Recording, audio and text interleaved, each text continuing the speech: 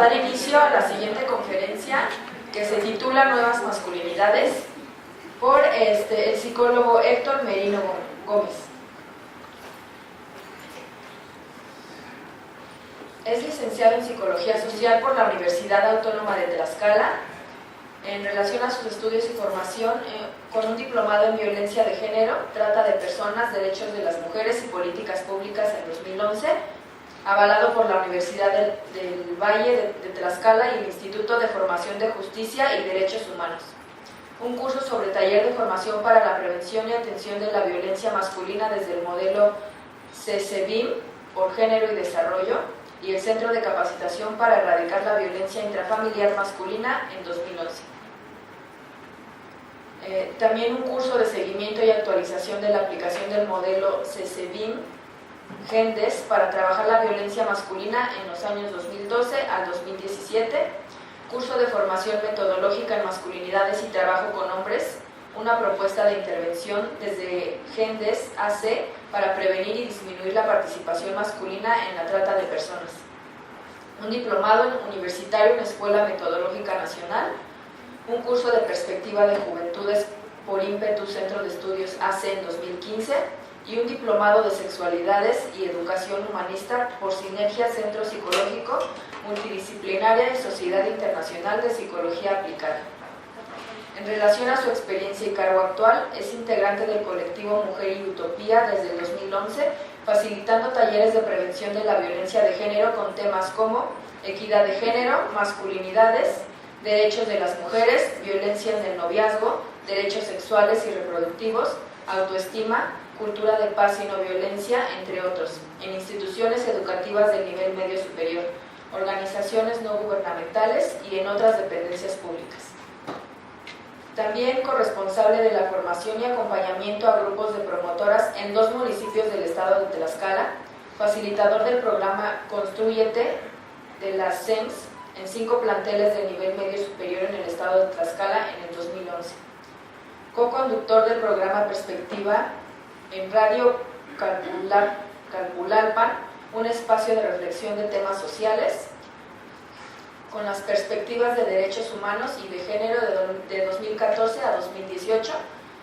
Actualmente sirvo en la coordinación del área de promoción y capacitación del colectivo Mujer y Utopía AC y facilitador certificado de la red CCBIM para la aplicación del modelo reeducativo CCBIM con hombres que ejercen violencia en el estado de Tlaxcala. Le brindamos un fuerte aplauso, por favor.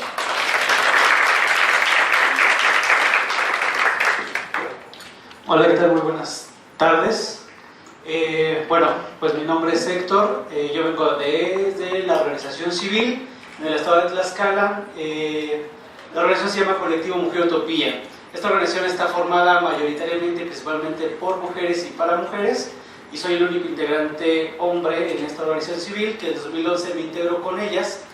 Y bueno, también se hacía importante como el trabajo que se hace para las mujeres, la promoción y la defensa de sus derechos.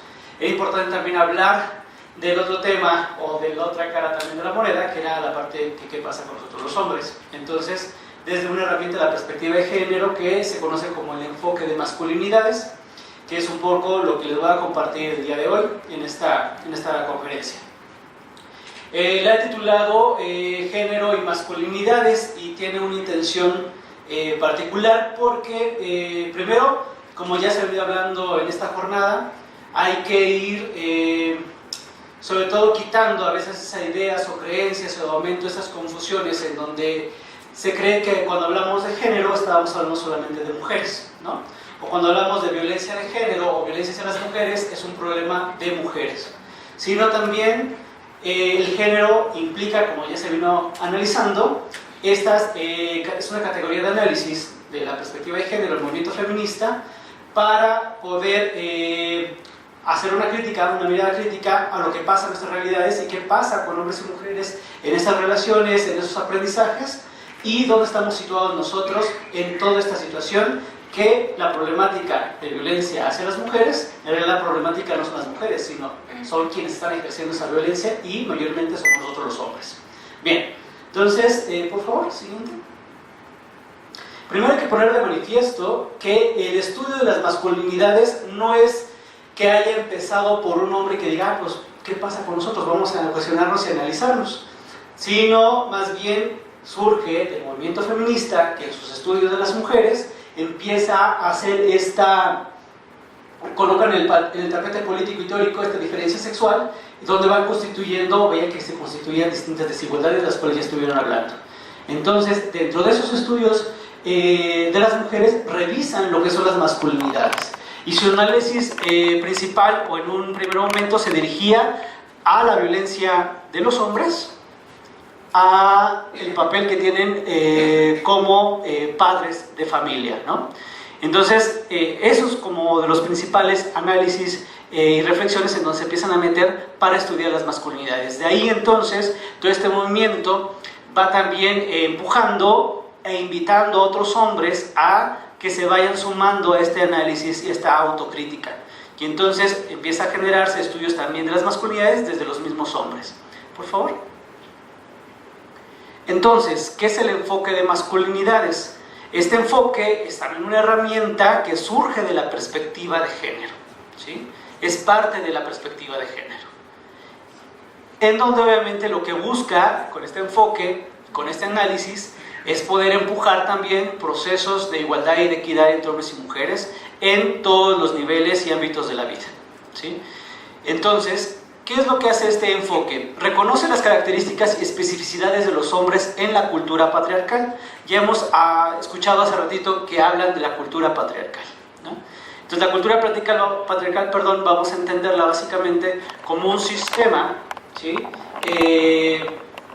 Que a nivel social tiene un ordenamiento, es decir, en donde se coloca, ¿sí?, la visión de los hombres que históricamente ha permeado sobre las distintas visiones y decisiones sobre la humanidad.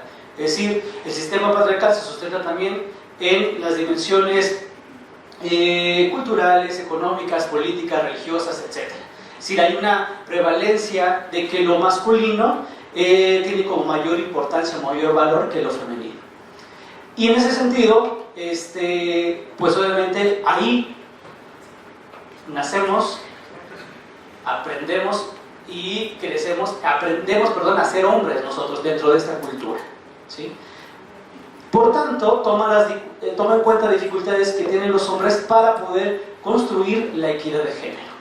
Es decir, también este enfoque lo que va a hacer es que en determinados contextos históricos y culturales, los hombres pues íbamos teniendo de alguna manera lo que les llaman ciertos privilegios mayor que los hombres, que las mujeres, perdón. Y esto entonces sí genera una dificultad y una resistencia para reconocer los procesos de igualdad y de equidad. Es decir, es como, pues, permíteme, ¿cómo me voy a mover de aquí si estoy tan cómodo, ¿no? Si todo está perfecto, entonces, no, prefiero como quedarme de este lado y me opongo o resisto un poco para realmente meterme y sumarme y asumir esos procesos de responsabilidad también social. Y obviamente este enfoque va a estudiar lo que es el machismo, la violencia masculina, la masculinidad hegemónica, las dificultades de los hombres para expresar emociones y en general el manejo del poder, ¿sí?, en las distintas relaciones que desarrollamos cotidianamente. Por favor. Entonces, les mencionaba que el enfoque de masculinidades es una mirada crítica, es una categoría también que nos permite analizar estas realidades, sobre todo las que vivimos de manera cotidiana, ¿no?, las que vivimos en el día a día, porque somos personas también, hombres y mujeres, multidimensionales. No solamente estamos en un espacio laboral, sino también somos parejas, no sé, quienes sean papás, mamás, también quizás tengan otro trabajo, no lo sé, otra especialidad.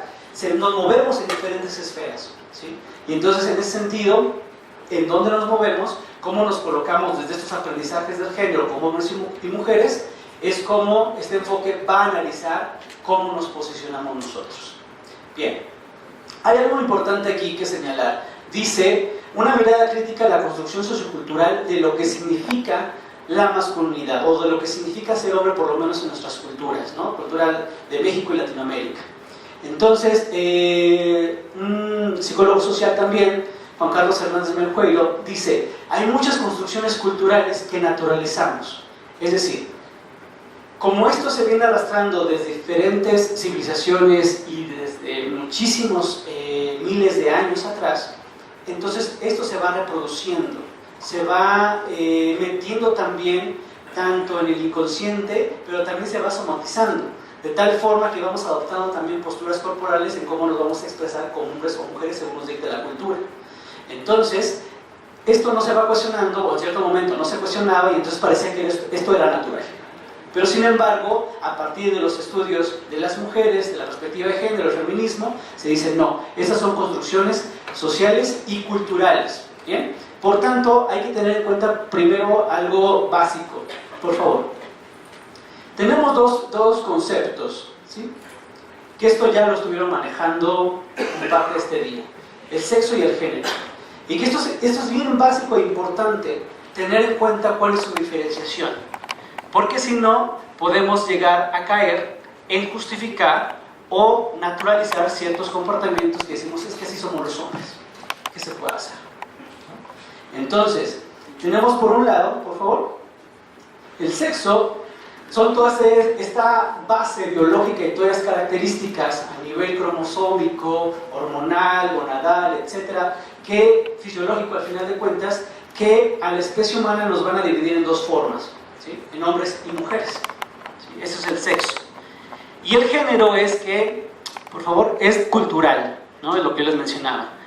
Ya lo mencionaron. A partir de que hay una asignación del sexo en la persona, si va a ser niño o va a ser niña, toda una connotación e ideas y creencias en la cultura, principalmente desde la familia, en donde se empieza a gestar todos estos mandatos de cómo debemos de ser, cómo debemos de mostrarnos, cómo debemos de relacionarnos, cómo debemos de sentir, cómo debemos de pensar, cómo debemos de amar según seamos el sexo que nos tocó. Y obviamente en la parte del sexo, como la base biológica, pues se hereda, y por tanto en el género es algo que se aprende, ¿no? Se va construyendo a partir de la socialización que tenemos como los individuos en las diferentes esferas donde nos desenvolvemos. Por favor. Entonces hablamos que el género es una construcción social, ¿sí? Y entonces esto va a depender de la preexistencia de un conjunto de prácticas autoritarias y de convenciones sociales cuya repetición nos va a constituir como hombres o como mujeres. Es decir, en la primera parte de la dimensión biológica, nadie decide nacer hombre o mujer. En la otra parte, en el género, también a veces no decidimos, es decir, ya está de facto, desde que nacemos, toda una cultura y un entramado social que nos va a decir cómo tenemos que construir nuestras propias identidades. Pero en este proceso puede haber personas, decimos, ay, como que esto no me gusta tanto, y podemos ir transformando, y por eso digamos que el género tiene una característica que se aprende y por tanto es modificable, no es susceptible de modificación. Por favor. Entonces, hagamos dos categorías, ya lo venía diciendo. Lo femenino y lo masculino cuando estamos hablando de género, ¿sí? Y estas categorías, sustentadas en estas creencias, estas preexistencias de lo cultural, pues hablamos como de dos categorías, parecían a veces también polares, ¿no? Es decir, en la caracterización de lo femenino, vemos todas estas características como sensible, débil, cariñosa, dependiente, frágil, belleza, pureza, reproductivo, trabajo en casa. En lo masculino, duro, fuerte, racional, independiente, agresivo, feo, formal, productivo, trabajo fuera de casa. Es decir, por favor, el género como elemento estructurador también de la identidad masculina y femenina, ¿sí? Si soy hombre, tengo que demostrar todas estas características de que según mi sexo, pues corresponde a mi género, ¿no? Entonces tengo que cubrir como con todas estas características según lo que dicte mi contexto, ¿no? Y entonces la masculinidad y la feminidad son construcciones relacionales en donde la definición de uno depende de la definición del otro, ¿sí? Y esto lo vamos a ver ahorita un poquito en la parte en cómo se construye la identidad de los hombres, la identidad masculina, y tiene que ver con esta base, ¿no? Del opuesto o de lo contrario. Soy hombre en primera, ¿por qué? Pues porque no soy mujer. No puedo encontrar como una definición específicamente por qué soy hombre o qué es masculino, sino más bien en contraposición del otro, de lo que no soy. Y entonces las diferencias que establece el género a los sexos también devela a la vez una serie de desigualdades sociales y de relaciones de poder que ponen en desventaja a lo femenino. Es decir, esta preexistencia de ideas en los sexos va a establecer primero una diferenciación tajante, pareciera como de un polo a otro. Pero no solamente nos abre esta brecha, sino que también genera una posición de valoración distinta a lo masculino que lo femenino. Y por tanto, esto ya establece en niveles relacionales cuestiones del manejo del poder. Es decir, quien asume de manera simbólica que como hombre, en el aprendizaje tradicional, pues yo soy más que la mujer, ¿no? Todavía la Real Academia de la Lengua Española, en la definición de hombre y mujer, hablan todavía de sexo débil para las mujeres y sexo fuerte para los hombres, ¿no? Es decir, otra vez como la culturalización histórica se va transmitiendo, que se va naturalizando y se va haciendo como normal, ¿no? Que así son las cosas. Por favor. Entonces, en esta relación de desventaja, por poner un ejemplo, ¿no? Las mujeres, en esta ramo también, digamos, como de laboral, por ejemplo, camareras de hotel, mientras que los hombres pueden ser gerentes de hotel, ¿no? O sea, también hablaban de los roles específicos de lo que se espera para las mujeres, que es principalmente la enseñanza cultural hacia las mujeres es de dar servicios, ¿no? De estar para los demás, primeramente antes que ellas. Y esto se relaciona mucho con la exaltación del rol de madre, ¿no? De ser madre.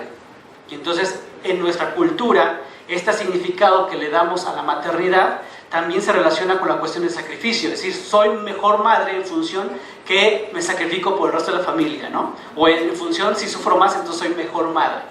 Y entonces eso sí tiene una connotación medio perversa del sistema, porque obviamente no permite o no va permitiendo que los procesos de realización y de empoderamiento de las mujeres se vea más bien coartada y limitada desde esta propia concepción de sí mismas, ¿no? Yo vengo también de una familia en donde mis padres no tuvieron estudios, no llegaron a estudios de preparatoria, ¿no? Y entonces en cierto momento yo me cuestionaba y me preguntaba, por ejemplo, si mi mamá en algún momento se había puesto a pensar si en su vida quería hacer algo más de estar en la casa. Y un momento se lo pregunté y yo no se lo pregunté directamente, se lo dije, oye, ¿tú estás contenta con lo que estás haciendo? Y ella asumía que era lo mejor, pero claro, era el aprendizaje que había adquirido y que ella estaba muy contenta de poderle estar para mis hermanos, que además era una familia de puros hombres, ¿no? Entonces, eso es lo que le hacía como mantener una identidad de que soy una buena mujer en función de que respondo a estos papeles sociales que me corresponden: ser buena esposa para atender al marido y ser buena madre para atender a todos mis hijos, ¿no? Pero hasta ahí llegaba, ¿no? En el caso, por ejemplo, de las secretarias administrativas, jefes de área, por ejemplo, a veces también estos platicábamos hace ratito en la comida, ¿no? Como también en otros lugares y espacios laborales esto se va cambiando, ¿no? A veces no necesariamente tiene que ver, a lo mejor no con toda la intención de hablar de una paridad en los espacios laborales, en los cargos, sino que también por experiencia, por currículo decían, o por capacidades, no importa quién esté en el cargo, ¿no? Sobre todo en puestos de dirección o de coordinación, siempre que se cuente con esa capacidad y esa experiencia. Y bueno, en el caso también del hogar, por ejemplo, hablamos de las amas de casa, y los hombres con un rol muy importante que sigue siendo muy fuerte en el arraigo cultural de muchos hombres. Es decir, si todo esto se ha modificado a través del tiempo, mucho tiene que ver con todos estos procesos políticos y económicos, en donde decían, o a veces uno dicen, se ve la necesidad que en la familia no solamente trabaja una persona, uno solo de los cónyuges, ¿no? Sino son ambos. Pero aún así, el rol que sigue generando como mayor peso en el caso de los hombres es esto, de ser el proveedor, o ser el único, o si no, por lo menos ser el que gane más que ella, ¿no? O el que tenga mayor puesto de reconocimiento que mi pareja. Porque a veces también esto pesa también en algunas relaciones y fractura situaciones también de una convivencia en el hogar y en la familia. Y entonces esta parte tiene que ver, como les mencionaba, con esta diferenciación. El género que toma como base el sexo, la cuestión biológica, para designar estas atribuciones y por tanto roles, se habla de la división sexual del trabajo, en donde obviamente el espacio privado se quedaba solamente para las mujeres y el campo público o el ámbito público para los hombres. El hombre es que tenía que salir de casa. Esto también tiene que ver con un proceso histórico de la industrialización, ¿no? Por ejemplo, antes la familia en comunidades, el trabajo era tradicionalmente donde se reunían en la misma casa, ya sea trabajos de campo o de artesanías, en donde eran talleres familiares, ¿no? Estaba el abuelito, la abuelita, el primo, el nieto, todos estaban ahí conviviendo y estaban trabajando.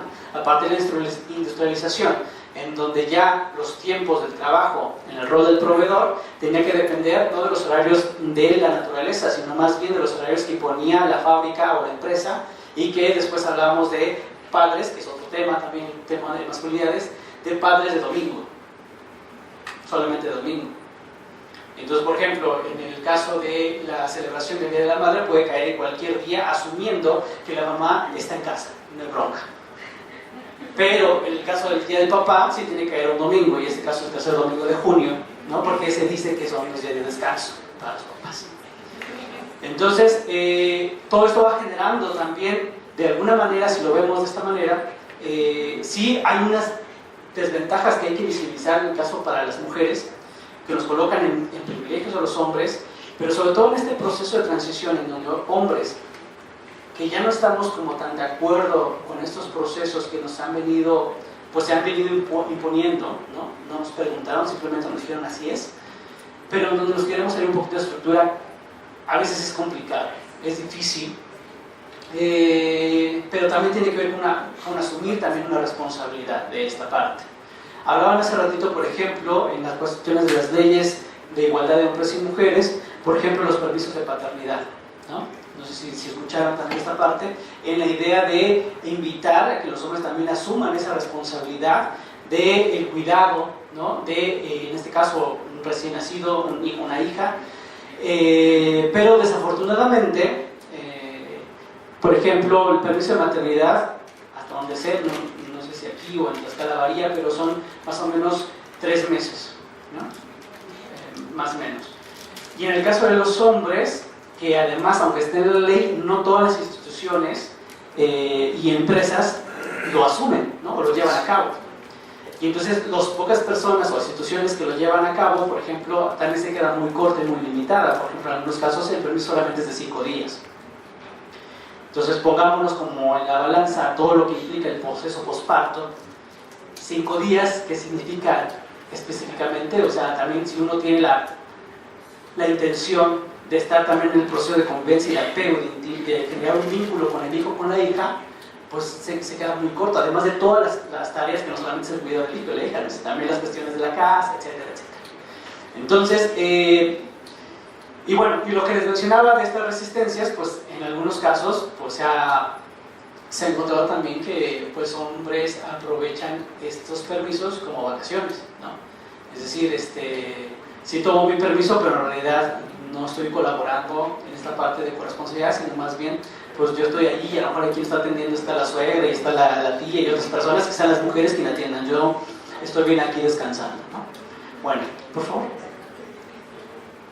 Entonces, les mencionaba, la identidad masculina va a estar caracterizada, tiene características adjudicadas a la masculinidad en un momento histórico, geográfico y un contexto social y cultural determinado.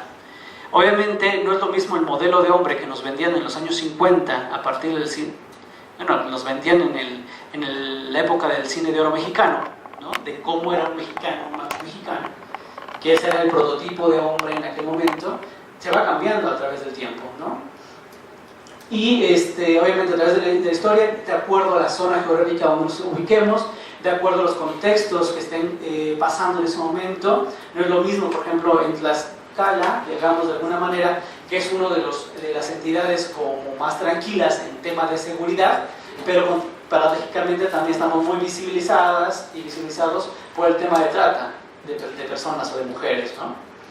Entonces también eso es otro punto importante, cómo en esas regiones se experimenta una visión de que se aspira a ser hombre. En el caso de los jóvenes, como están en ese contexto rodeado, pues lo que aspiran es a ser tratantes, ¿no?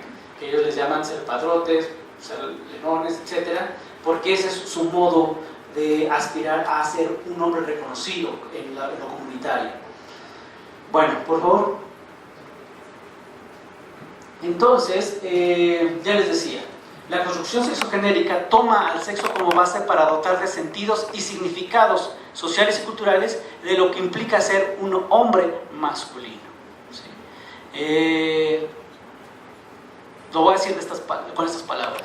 En esta sociedad patriarcal y machista, no nos basta a los hombres con tener pene para demostrar que somos hombres. Sino hay todo otro conjunto de ideas y de expectativas que tenemos que estar demostrando constantemente. Por favor. ¿La otra? Entonces hablamos de conjuntos de significados, conductas y códigos. Es decir, estamos hablando de apuntar a que no hay una sola forma de ser hombre. ¿Sí? Así como en esta sala somos una diversidad de personas con individualidad, con historia de familia, con trayectos y espacios de formación, somos distintos y distintas. Así, todos los hombres que estamos aquí también somos distintos y diferentes. ¿Sí? O sea, no hay una sola manera de ser hombre. Cada quien la va expresando y proyectando de acuerdo a todo su proceso histórico también de vida y lo que nos toca experimentar. Por tanto, es importante hablar del término no de masculinidad, sino de masculinidades en plural. Porque esto se manifiesta, como menciono, de acuerdo al contexto, pero también de manera particular e individual, cómo yo incorporo estas ideas y cómo las proyecto. Sin embargo, por favor, esta pluralidad no es incompatible con el mantenimiento de ciertas reglas y rituales comunes, es decir, a través también de estudios a nivel global. Obviamente no es lo mismo la cultura, por ejemplo, en algunas tribus de África, Oceanía, en donde sí hay una connotación de lo que se espera ser de hombres, ¿no? O en algunas otras culturas dicen que no se reconoce ni siquiera el género, ¿no? No hay una distinción en los géneros.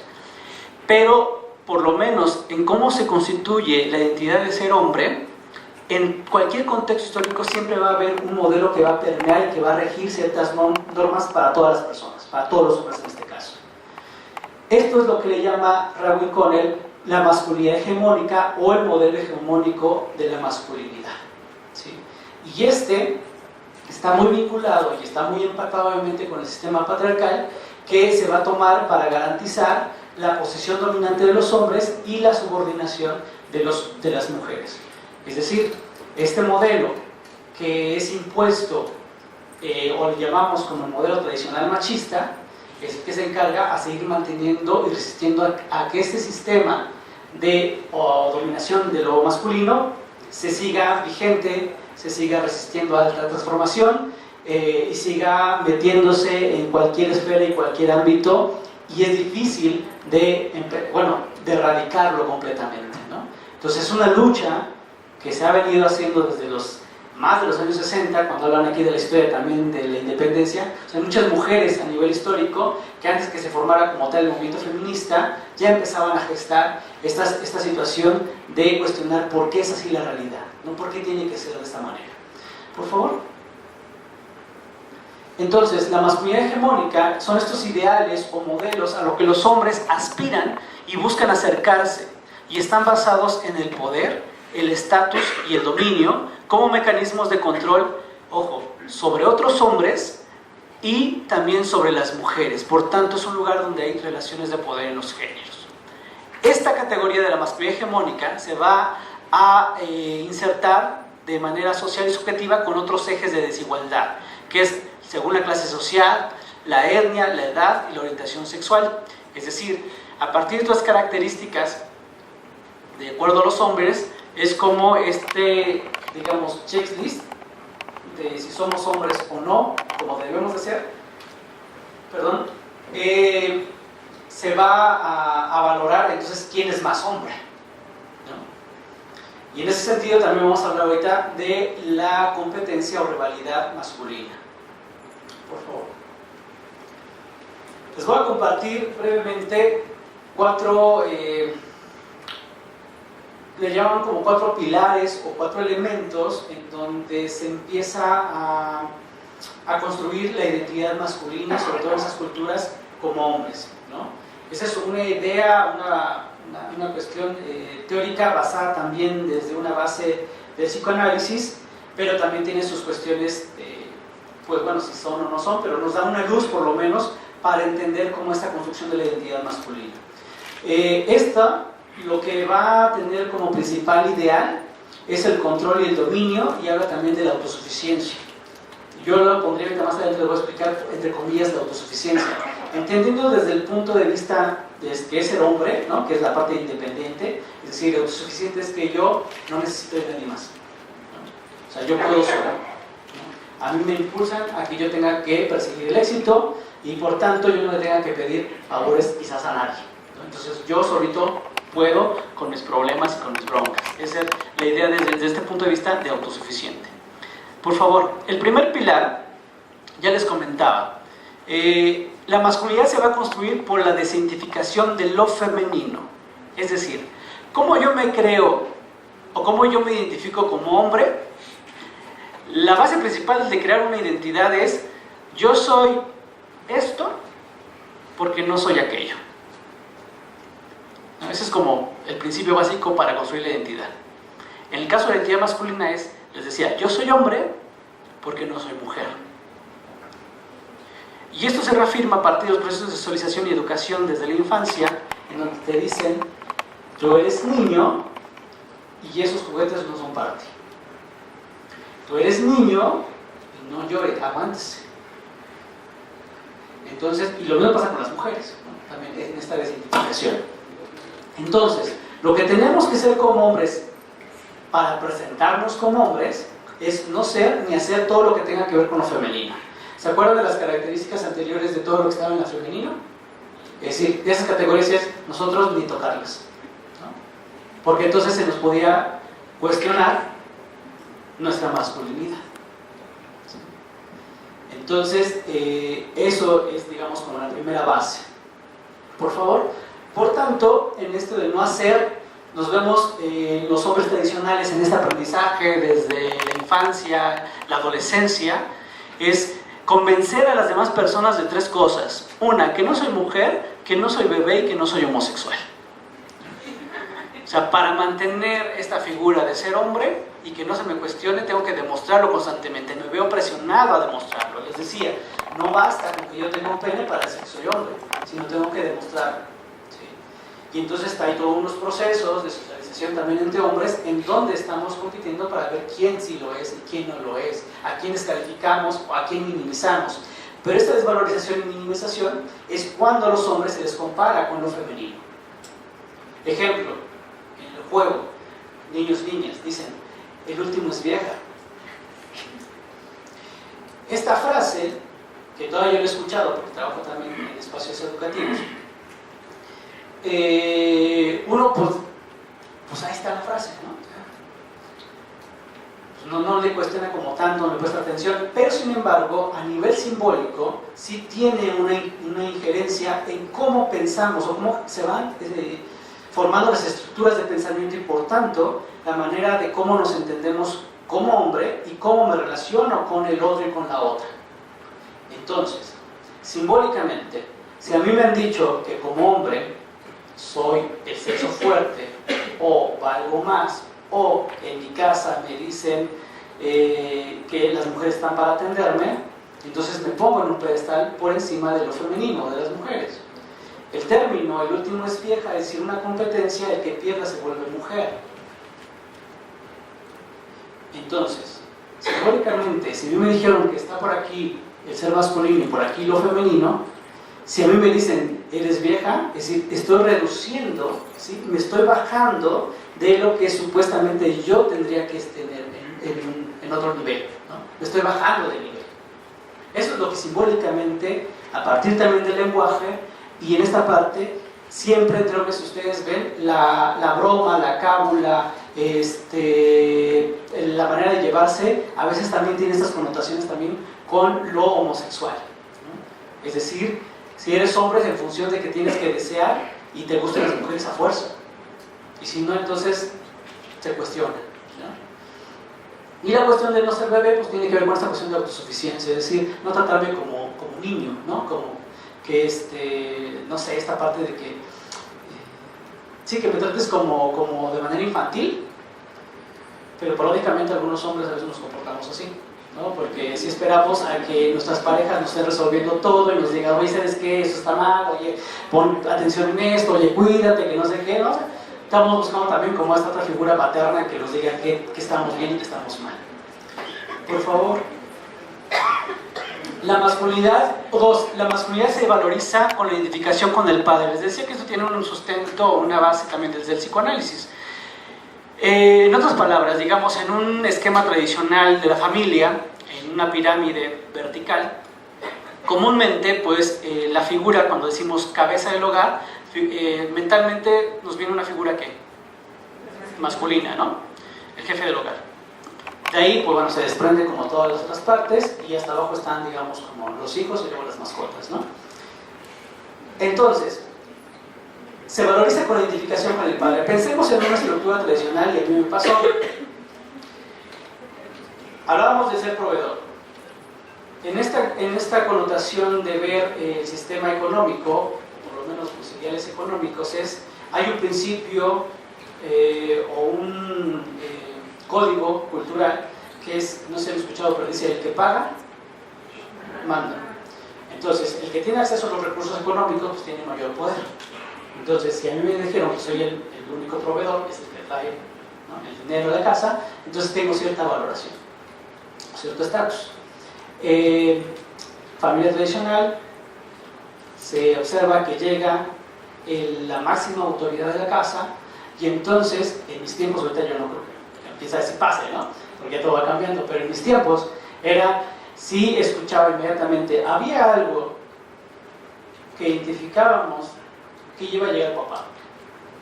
Y eso significaba que si yo estaba haciendo algo que según él le parecía que no estaba siendo productivo, entonces lo dejaba de hacer para ponerme a leer o a hacer la tarea o algo, ¿no? Es decir, que me viera haciendo algo que le gustara. Era una especie de temor. Pero además llegaba y se le proveían servicios, es decir, mi mamá le tenía que hacer muchas cosas, ¿no? Hay un ritual desde la comida hasta el baño, ¿no? Entonces, eso de observar en un primer referente como hombre, es decir, pues de una manera está cómodo que las otras personas me den esos servicios. Ahora no lo pienso de manera consciente así, pero posteriormente es lo que voy a volver a buscar y voy a reproducir cuando tenga un espacio similar, en este caso es una familia o una pareja. Voy a buscar que ella se comporte como, en este caso, mamá lo hace mi papá, ¿no?, que me dé eso. Simbólicamente, para mí eso es importante, ¿no? Si a alguien que le dan servicios y que le dan como toda esta muestra de como reverencia casi, pues entonces es algo importante. Entonces a eso aspiro a ser. Eso aspiro también a ser alguien importante, tener éxito, y ahí le podemos poner las connotaciones en nuestra cultura, que es un hombre de éxito. ¿Sí? Contrario a las mujeres, que antes se les enseñaba, no dudo que ahorita también, pero una principal realización como mujeres es pensar en ser madres y ser esposas, o casarse. Y en el caso de los hombres, era sí eso, pero es hasta el último. Primero me preparo, ¿no? Tengo como toda esta carrera profesional, esta realización personal, tener también como pues todas estas cuestiones económicas y de lujos, etcétera, ya y disfrutar de la vida. Ya hasta cuando no me quede de otra, pues bueno, ya siento cabeza y ahora sí ya formo una familia. Pero está como en último plano, a diferencia que a las mujeres como se les enseñaba. Por favor. El tercer pilar es que no solamente aspiro a ser importante, sino también que empieza a generar una rivalidad y una competencia con otros hombres que yo les decía, esta competencia masculina de quién es más hombre, ¿no?, en función de las características que nos dicta el contexto. Entonces, como hombre estamos compitiendo simbólicamente o en el juego, en las palabras de quién es más que el otro, ¿no? Y la competencia siempre es, obviamente, que alguien va a ganar y alguien va a perder. Y el que va a perder es una cuestión también de feminizarle, ¿no? Y esta competencia, yo que trabajo un poquito más con el área de adolescentes y jóvenes, pero que de ahí proveemos todas las personas también, pasamos por esa etapa, pongamos de cualquier pretexto para que los hombres siempre estemos compitiendo de algo. Desde lo más absurdo, que es, no sé, voy a decir una vulgaridad, pero es el quién escupe más lejos, ¿no? O sea, de algo así, pero siempre estamos compitiendo a ver quién toma más, quién aguanta más, quién tiene mayores parejas sexuales, por ejemplo, ¿no? quién perdió su virginidad a menor edad. En fin, hay una serie de competencias desde el aspecto físico de quién está más fuerte, ¿no? Y ponle lo que tú quieras. Y entonces esa rivalidad se va relacionando precisamente con todos estos parámetros del modelo hegemónico de la masculinidad, lo que esperes, el estatus y el poder y el control, ¿sí? Y entonces en esa base del estatus, poder y control está la cuarta base, digamos, o donde se constituye la identidad masculina, que es la violencia. Y la violencia, lo que tiene de fondo, sí, obviamente que tiene como un efecto de causar un daño, tanto psicológico, emocional, físico, sexual, sino en el fondo es mantener el control y dominio sobre las demás personas. ¿Sí? Anteriormente, antes que existiera toda esta parte de la ley, también de acceso a las mujeres a vivir una vida libre de violencia, antes no era cuestionado, por ejemplo, que en el espacio familiar el hombre le pegara a la esposa. O sea, era una cuestión, pues, de alguna manera normal, ¿no? Porque obviamente, simbólicamente también, es que las mujeres históricamente han sido de otros, de los otros.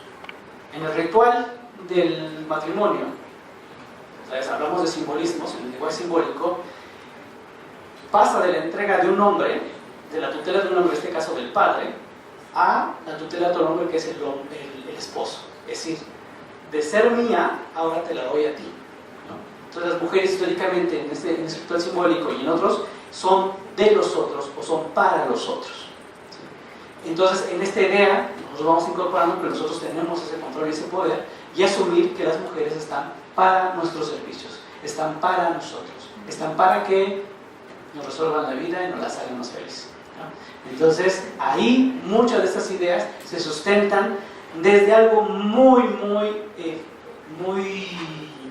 sutil también, porque a veces decimos, bueno, ya no hay machismo, porque entendemos que el machismo parecía que era como la vieja escuela de solamente golpes, pero el machismo es mantener un estatus de que yo se termina haciendo lo que yo quiero, ¿no? Y a mi manera.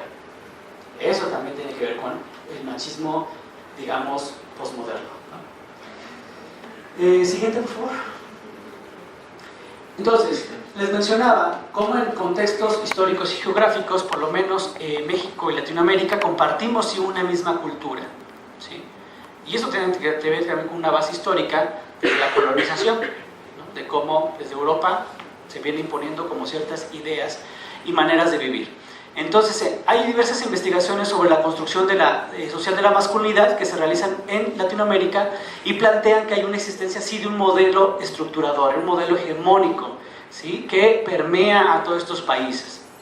Por favor, según los mandatos del modelo hegemónico, la masculinidad de un hombre debería ser activo, ya lo mencioné hace ratito, jefe del hogar, proveedor, responsable, autónomo, no rebajarse, debe de ser fuerte, no tener miedo, no expresar sus emociones, el hombre es de la calle y del trabajo.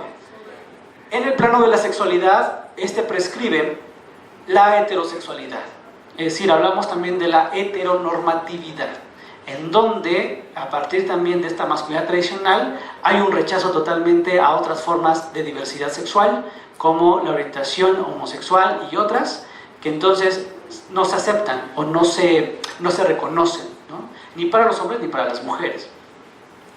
Además de que sitúa la animalidad que sería propia de su pulsión sexual sobre su voluntad. Es decir, que en el plano también de la sexualidad se constituye también la manera en cómo veo mi cuerpo y cómo veo mi placer sexual. ¿A partir de qué? de cómo mi aprendizaje de la sexualidad está basado también en solamente satisfacción mía, ¿no? Y entonces ver a los cuerpos femeninos o de las mujeres como objetos de satisfacción para mí,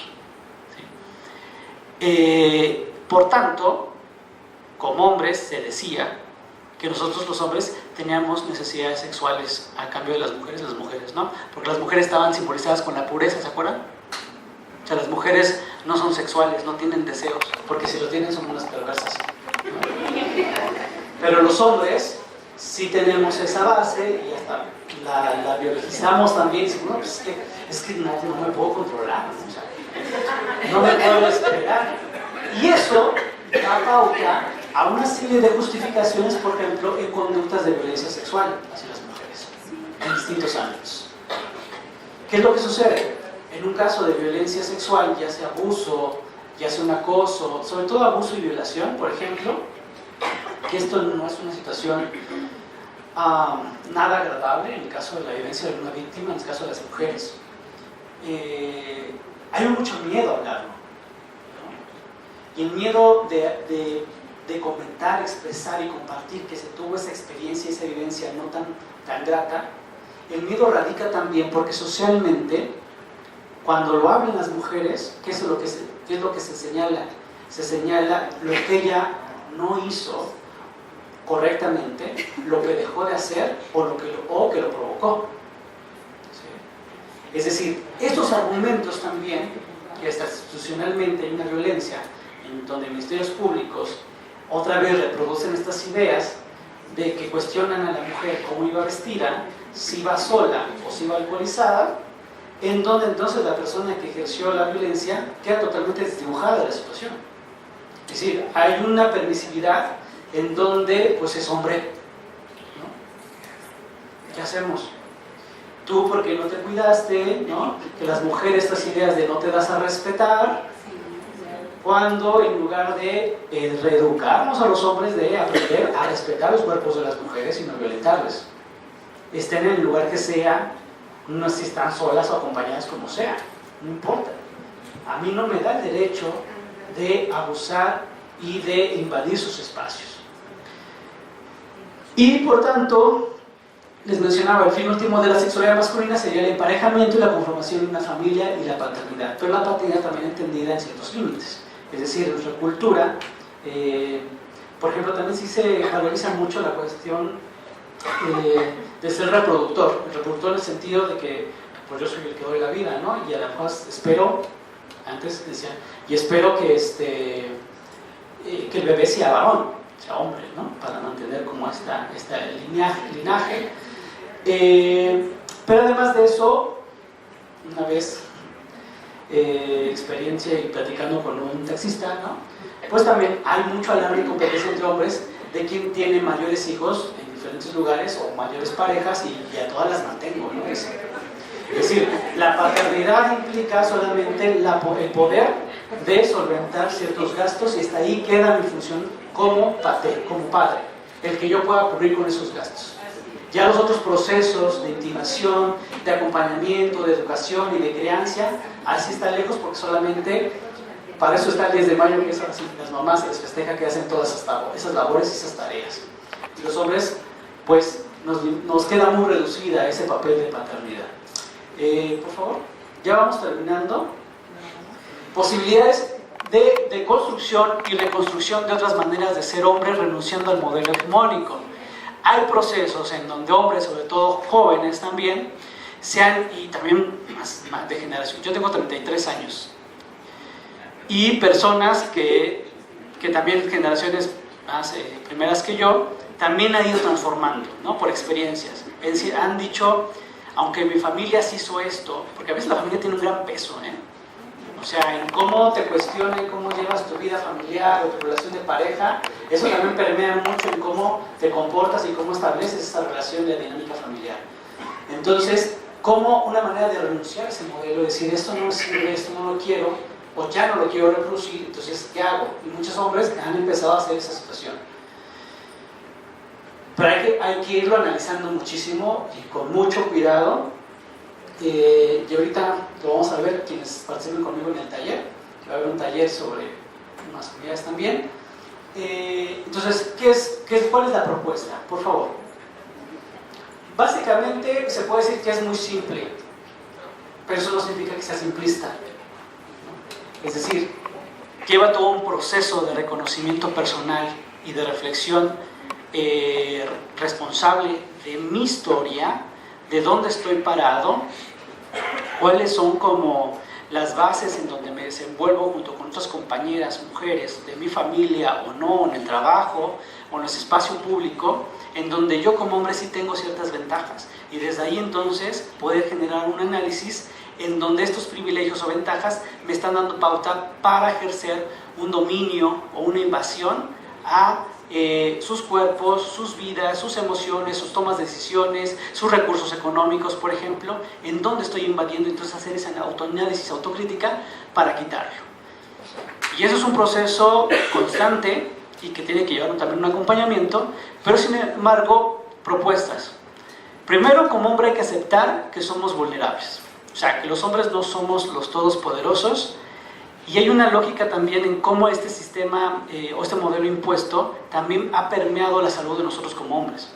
¿Sí? Es decir, como el pensamiento es que a mí no me va a pasar nada, entonces si tengo una molestia es hasta que me enferme ya voy al médico, pero antes es, igual se me quita, ¿no? Al ratito ya no pasa nada. Entonces también el cuidado de nuestra salud y nuestro cuerpo también se ve atravesado, digamos, por estos mandatos. Entonces, primero aceptar que somos vulnerables. Por tanto, expresar emociones y sentimientos. Yo también le agregaría a poder identificar y nombrar las emociones. Como hombres también, simbólicamente, social y culturalmente se nos ha castrado, en muchos casos, las emociones, poderlas expresar, manifestar, ¿no? Es decir, a veces también a las emociones les ponen género, ¿no? En esta base cultural. ¿Cuáles serían las emociones que nos permiten como hombres, porque somos hombres? Podría ser el enojo, ¿no? La tristeza en ciertos espacios y contextos, es decir, si estoy alcoholizado me permito llorar, y más, bueno, si es por otra mujer, pues bueno, por lo menos, ¿no?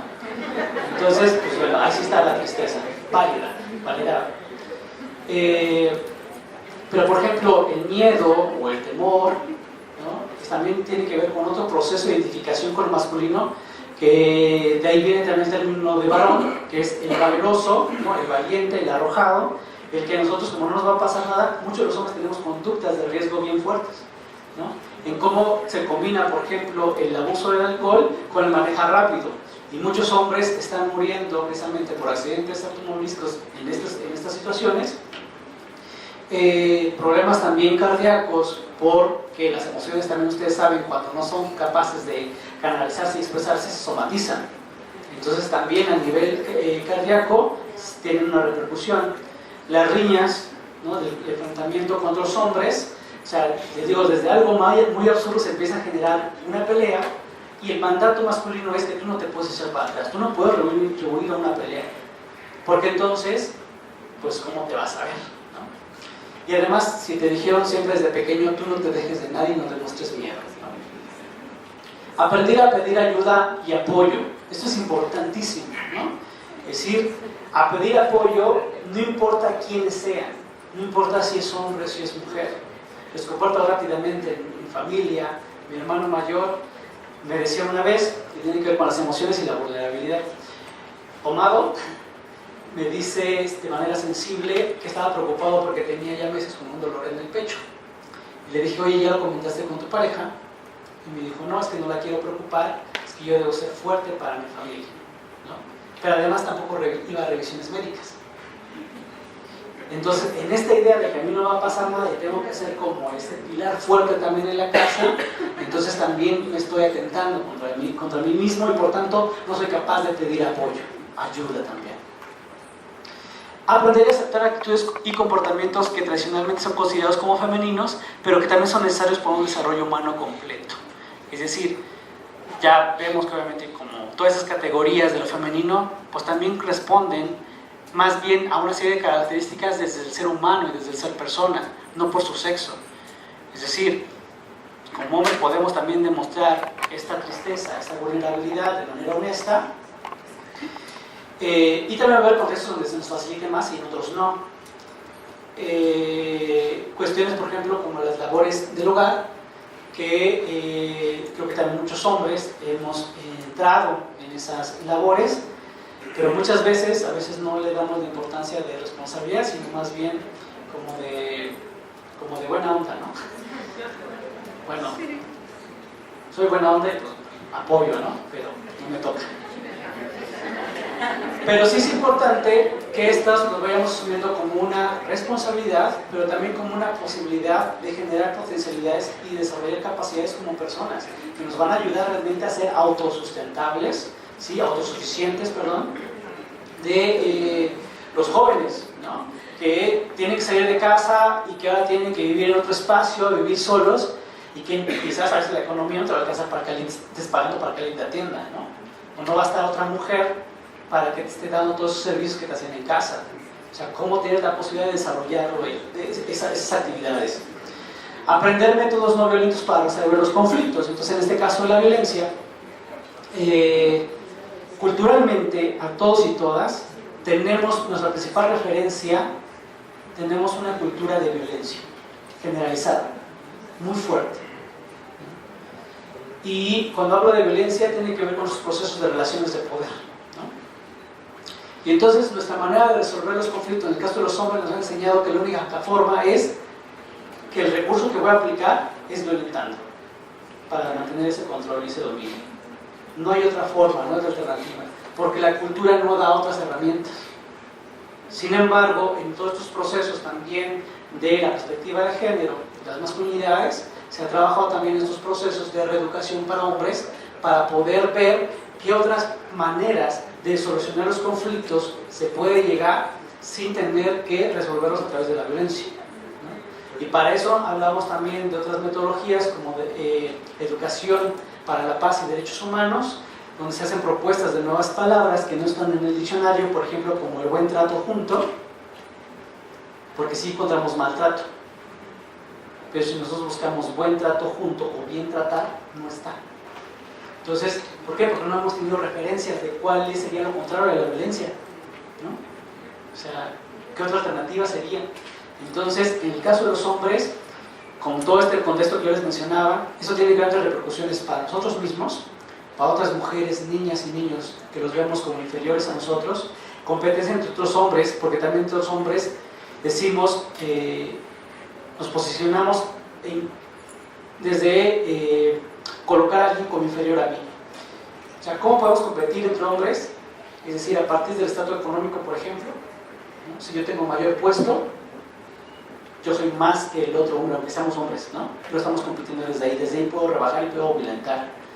Desde la clase social, desde la etnicidad, por ejemplo, el lenguaje, ¿no? Si es indígena, si es campesino, si no habla español, si es moreno, o sea, con una serie también de connotaciones que se transversalizan en la discriminación.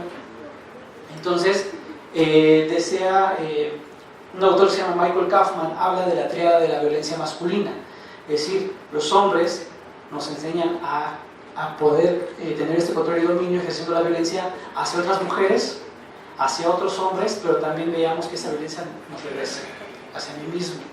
Pero también podemos, este triángulo lo podemos convertir en un rectángulo o cuadrado, cuando también hablamos de que bajo estos parámetros de cómo se concibe la masculinidad tradicional, también se está atentando en esta idea androcéntrica del mundo, de que los hombres, o el hombre, entendiendo como unidad general, es el amo y dueño y señor de todos los bienes naturales. Entonces también impactos en el medio ambiente y la naturaleza bajo estos preceptos masculinos, ¿no? Entonces, creo que hay muchas ventajas en seguir manteniendo ese modelo y la propuesta es cómo buscarle otras maneras alternativas de vivirnos y expresarnos como hombres bajo estos procesos de respeto, de igualdad y de equidad entre hombres y mujeres.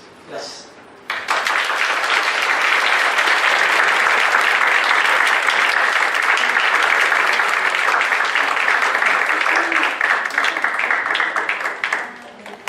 ¿Alguien quiere generar alguna pregunta?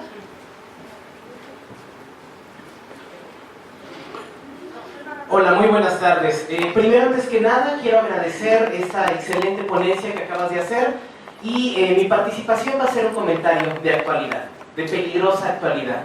trabajo medio año con adolescentes y bueno, considero que es válido que se mencione dentro de estos temas dos movimientos dentro de los hombres que surgen como consecuencia del feminismo, de esta resignificación del ser mujer. Y me refiero a dos cosas en particular, a los incel y al movimiento MGTOW. Casi nadie superior de los 30 años conoce estas cosas, porque son temas que tratan los millennials. ¿De qué tratan? Voy a ser muy breve.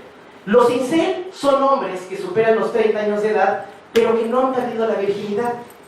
Precisamente en esta cultura machista, en donde se supone que los hombres ya nacemos con ciertos derechos sexuales, estos hombres que no han perdido la virginidad se sienten violentados y a través de redes sociales comparten intereses con otros hombres, desde lo más light como compartir imágenes de violaciones o chistes referente a la violencia sexual hacia la mujer, o incluso incentivar violación o asesinato de aquellas mujeres que no hayan respondido.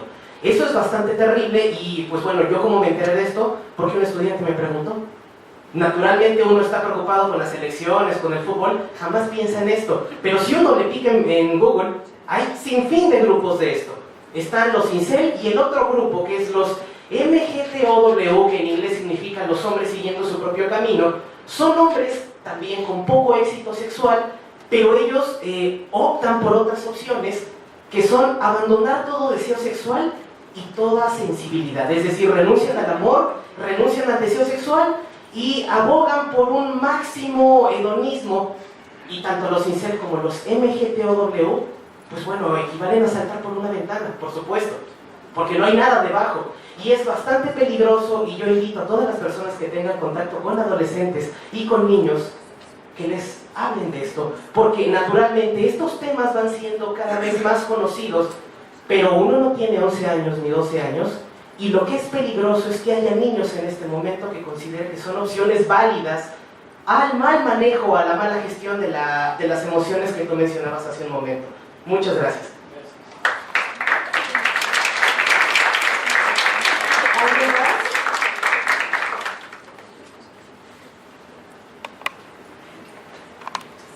Tengo una pregunta. ¿Ustedes han investigado más sobre las cuestiones del feminicidio? Y también relacionado con lo que decía el maestro ahorita, los jóvenes también ahora hablan de poliamor. O sea, ya no hay un compromiso con la pareja, las relaciones son relámpago, ¿no? Y no es importante para ellos consolidar, no es importante para ellos consolidar una pareja, como nosotros lo aprendimos, ¿no? Entonces, sería también interesante en otro momento poder tratar de ello.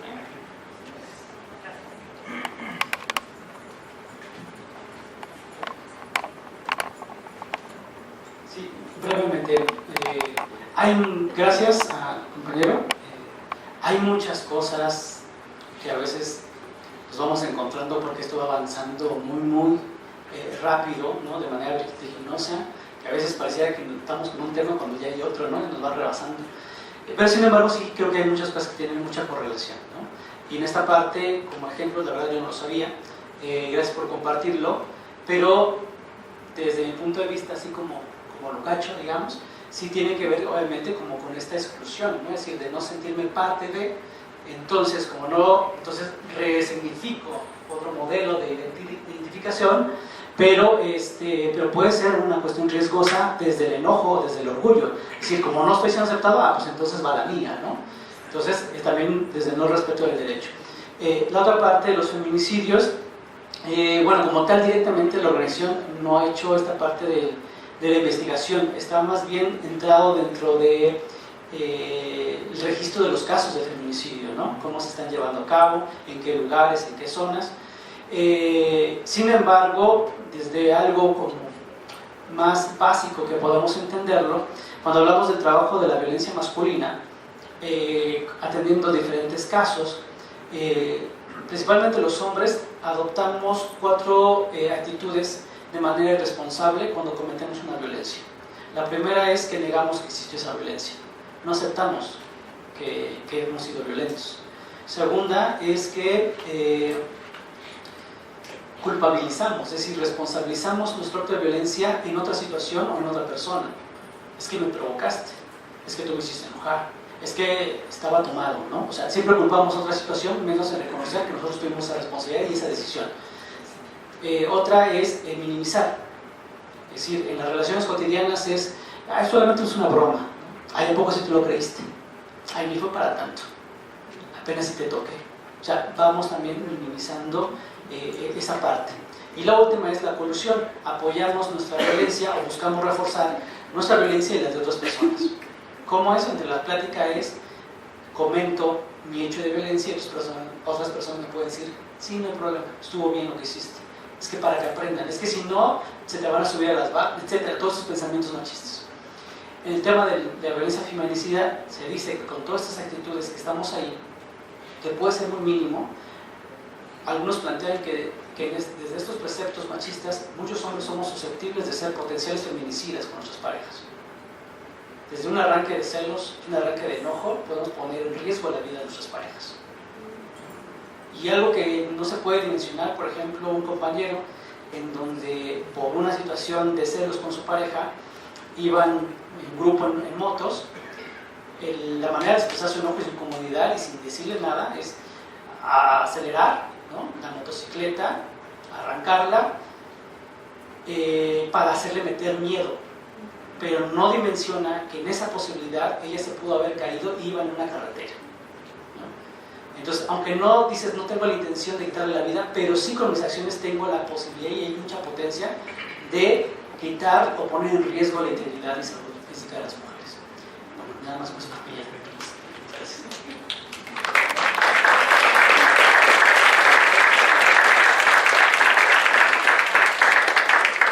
Agradecemos mucho su participación y aportaciones bueno, a nombre de la Universidad Abierta de Distancia de México se le otorga la presente constancia al licenciado Héctor Merino Gómez por su participación como tallerista en el primer foro Retos para la Inclusión de la Perspectiva de Género en la Educación Superior.